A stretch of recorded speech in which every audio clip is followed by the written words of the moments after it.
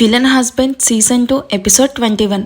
ఇక స్టోరీలోకి వెళ్తే ఆ దొంగ అన్నయ్య మీద తిరగబడేలోగా అందరం ఆ దొంగను పైకి లేవకుండా చావ బాదాలి, కొమాన్ అంటూ ఫాస్ట్గా గార్డెన్ వైపు పరిగెత్తి కర్రలు చేత్తో పట్టుకొచ్చి అందరికీ ఒక్కో కర్ర చేతికి ఇస్తూ, కమాన్ గాయ్స్, మీ బలాన్ని మొత్తం ఆ దొంగ మీద చూపించండి.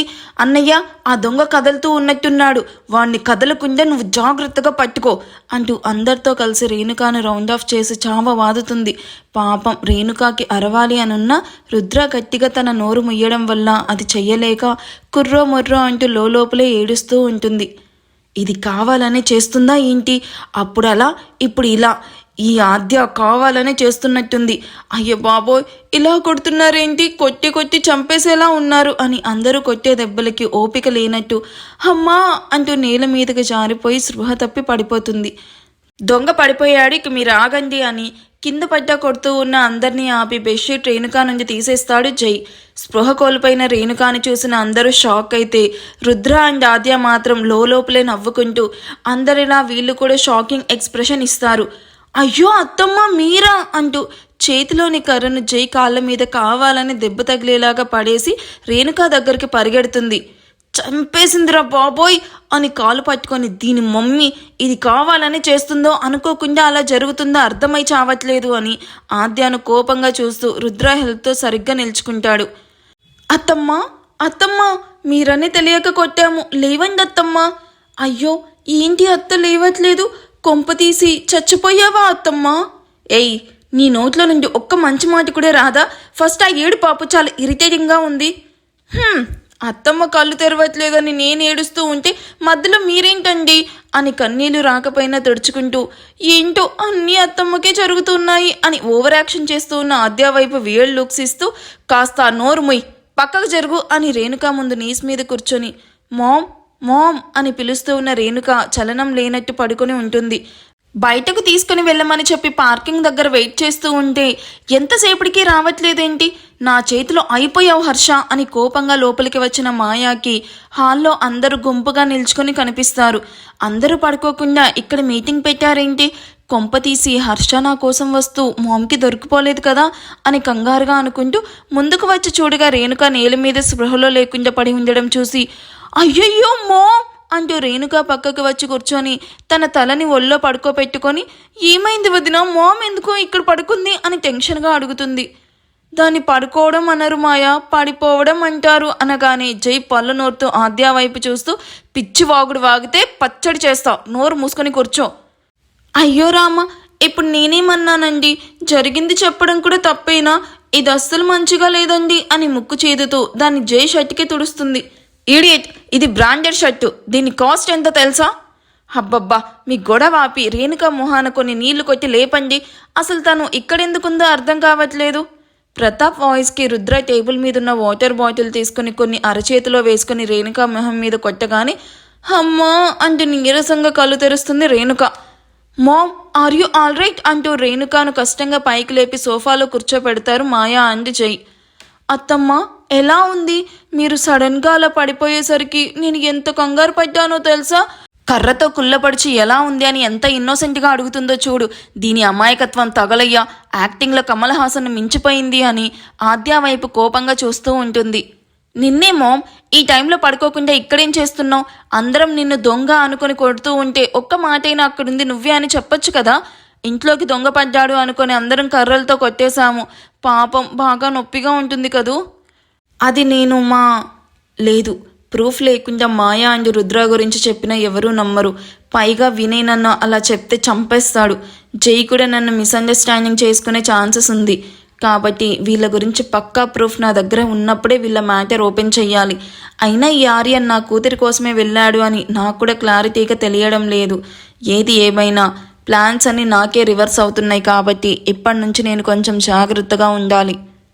అన్నయ్య అడుగుతుంటే ఆన్సర్ చెప్పకుండా దిక్కులు చూస్తూ కూర్చున్నావేంటి మామ్? పడుకోకుండా ఈ టైంలో ఇక్కడేం చేస్తున్నావు?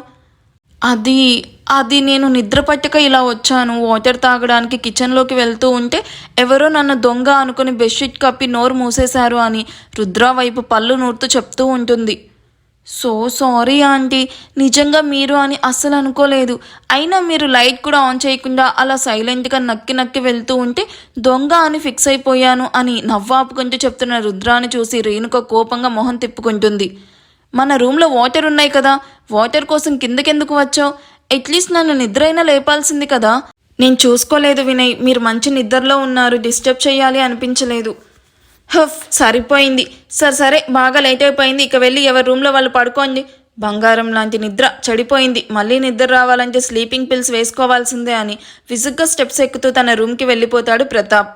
అందరూ కూడా వెళ్ళి పడుకోండి, పొద్దున్నే లేవాలి అని మహదీర్ వినయ్ను వీల్ చైర్లో నెట్టుకుంటూ వెళ్తే శైలు కూడా తన రూమ్కి వెళ్తూ ఆద్య అండ్ జైలను త్వరగా నిద్రపోమని చెప్పి వెళ్ళిపోతుంది. గుడ్ నైట్ ఆల్ అని రుద్ర కూడా సైలెంట్గా తన రూమ్ వైపు వెళ్తూ అక్కడి నుండి జారుకోవడం చూసి రేణుక రుద్ర వెళ్తున్న వైపే ఏదో ఆలోచిస్తున్నట్టు చూస్తూ ఉంటుంది. మాయా, నువ్వు కూడా నీ రూమ్కి వెళ్ళు, మామ్ని నేను జాగ్రత్తగా తన రూమ్కి తీసుకుని వెళ్తాను.